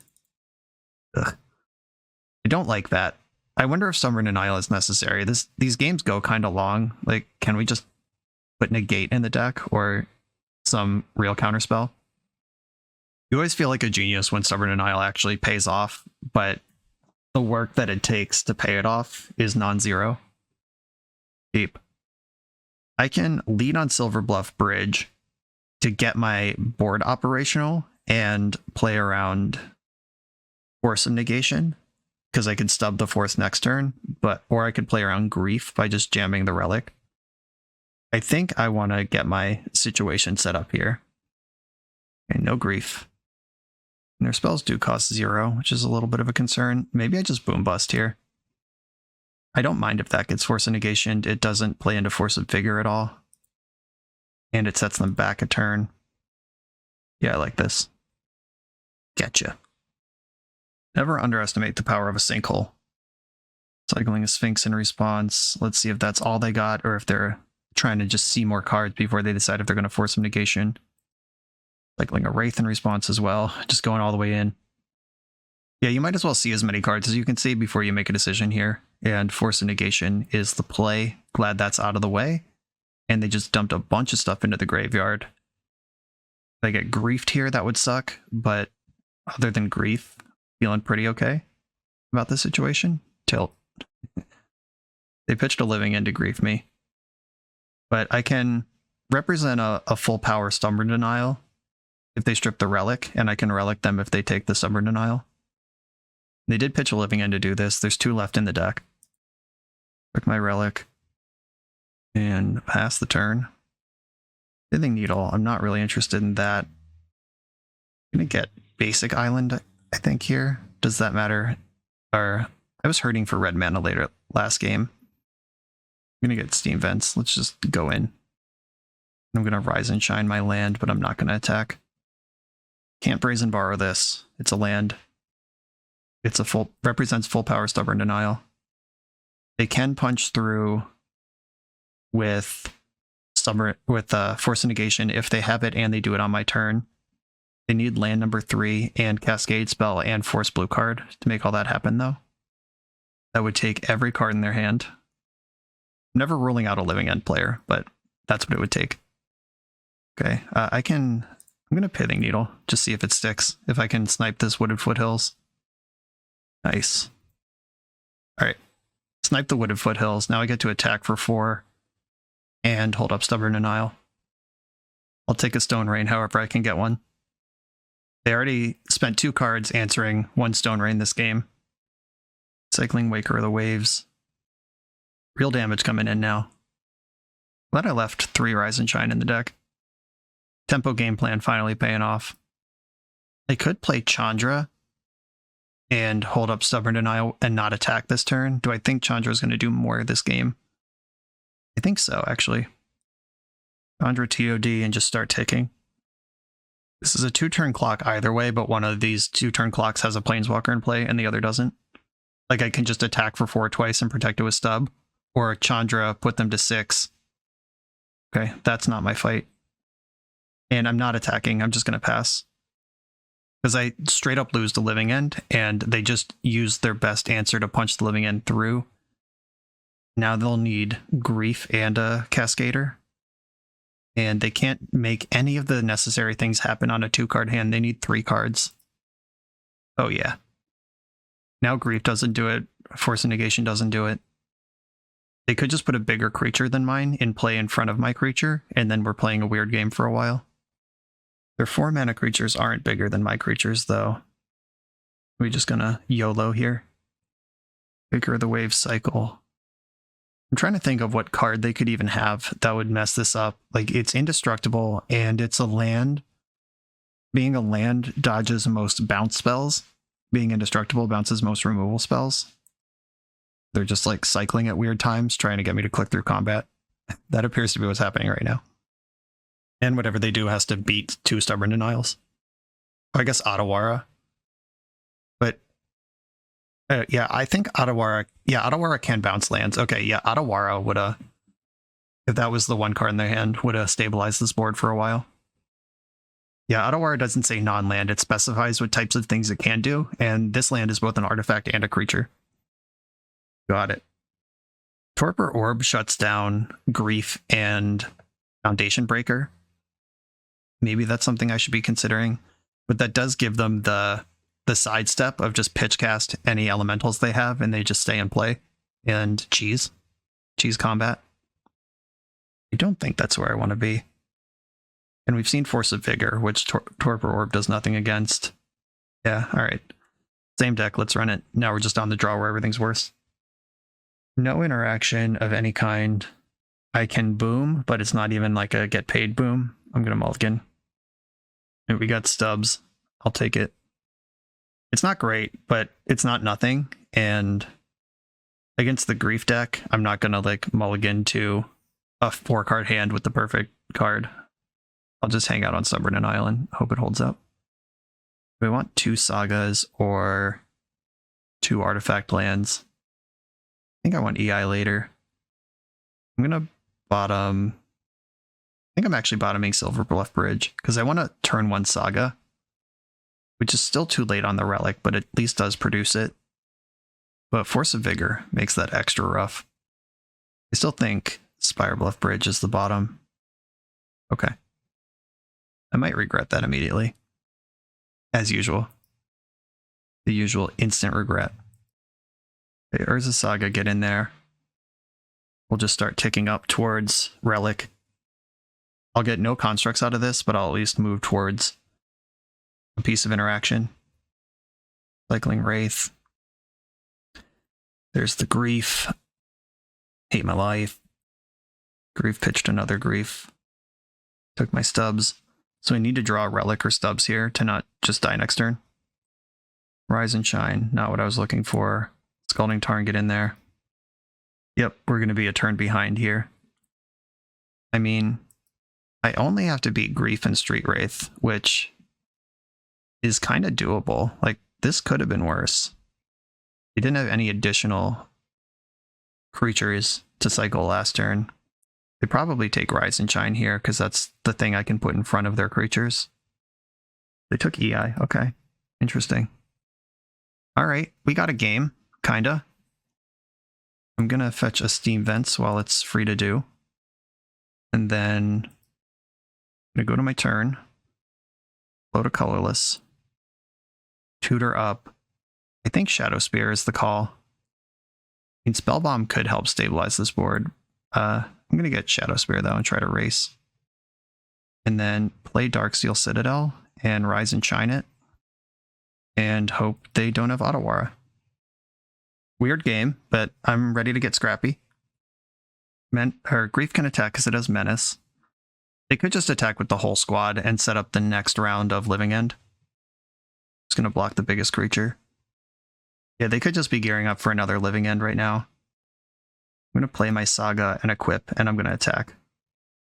Now, they're taking 5 a turn, and I'm taking 0. And no additional creatures end up in their graveyard. The Seiju, yeah, that's strong. Okay. I'll take the land. Not upset about that. The life total race is tough, but we're making moves forward. They had the first attack in this race. Saga ticks up. I can make a 2/2 blocker. I could also boom, take out their green source, and make a construct this turn. I actually like this a lot. Just get control of this board in whatever weird way I need to. If this Saga reaches fruition in my next draw step, I get a relic, and then I don't need to worry about other stuff. All right, boom. You float a green. Do you actually have a thing to do? Or are we just floating for fun? Like flashing in Brazen Bar would be kind of annoying, just as another creature I have to deal with. Okay. Or just nothing, send it. That's a deal. And I'm not going to attack now. I'm trying to stabilize at this point. They did not play a land last turn. Grief can attack here. Regardless Agent just dies, which they seem okay with. End step, make a construct. I am starting to get control of this game. If I get this relic into play right now, we're going to be feeling pretty good. Yeah, there's relic and a fresh Urza Saga. And I'm going to attack for 4. Yeah, I'm just going to attack for 4, leave back the block on Grief. It's like any removal spell makes me so I can't block anyway. Maybe I should have just pushed damage, but lethal's on board all the same. Chandra can kill Grief next turn. And they've been missing land drops. They don't even have the 3 mana to make a move if they had it. Okay. We're getting there, team.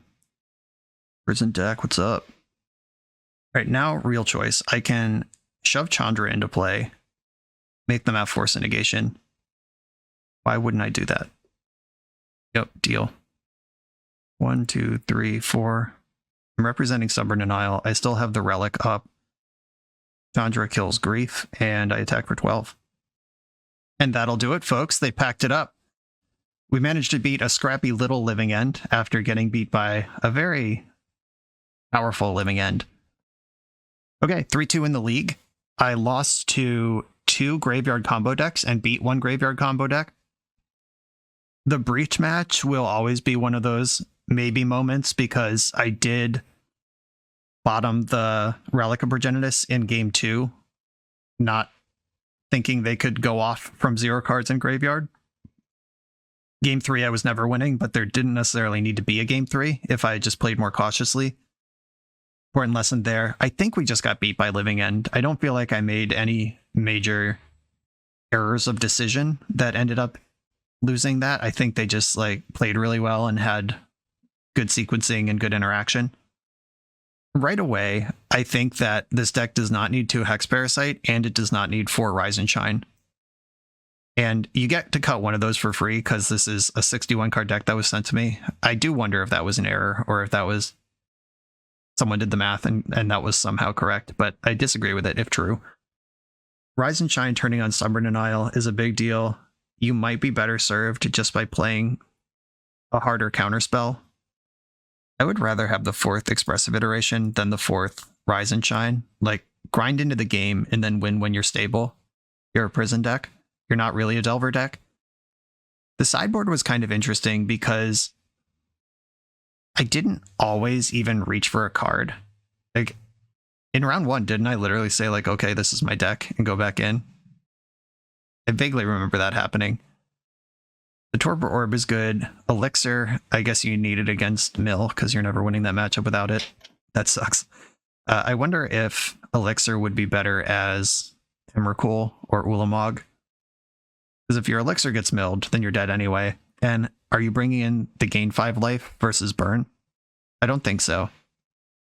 Yeah, I wonder when that matters or how much that really matters. Karn Silex was cool. It makes me a little nervous that we're a fetch land deck with permanence in it. But when you bring it in, it's worse for your opponent than it is for you. And giving us a real out to a resolved living end by exiling all the creatures, just tapping 6 or 7 mana. Pretty exciting. I like it. Engineered Explosive's kind of tough in a 2-color deck. Sometimes 2-color decks are like wink wink 2-color and they have some way to make treasures or something, which our deck doesn't do. Explosives must be like exclusively for rhinos, or if someone tries to like chalice us. That one seems pretty medium, honestly. If you're trying to pick off like Ragavans and Mana Dorks and stuff, you could probably pick some removal spell to do that. Floating the E onto versus Breach, though, is an out to Breach and Grinding Station that other removal spells don't do. Yeah, having only played 5 matches with the deck, I don't want to go too hard on this sideboard. I feel like it is just a very responsible 2-2-2-2-2-2-2-1. I think these changes to the main deck will improve it. EI is a more powerful Magic card than Rise and Shine, and I understand this is what the deck is built around, but you don't need to be doing this early or often most of the time. You'll find one when you need it, and the EI will help you find it and grind into games that you're not already winning. And I think Elixir, if it's there just for mill, should probably be Ulamog or Kozilek. Probably not Emrakul because we're never casting her, but there's like real grindy board states if your opponent's really locked out where maybe you can cast a Kozilek or an Ulamog. Especially with the help of Chandra. Get that extra mana in there, and you're a ramp deck anyway. I'm going to leave that there. Chimney, thank you for sending me this deck. It's a lot of fun to explore the edges of Modern. A lot of folks complain about Modern. It's Wrenn and 6 this, it's Murktide Regent that. We didn't play with or against a Wrenn and 6 or a Murktide Regent in this entire league. Though the Omnath deck may have contained it. We just didn't see it. But whatever. You can play Modern without those cards. This was a lot of fun. Thank you for sending it to me, everybody. Thanks for watching. Be sure to like, comment, subscribe, check out the Patreon and all the stuff that supports the channel in the video description, and I'll see you next time.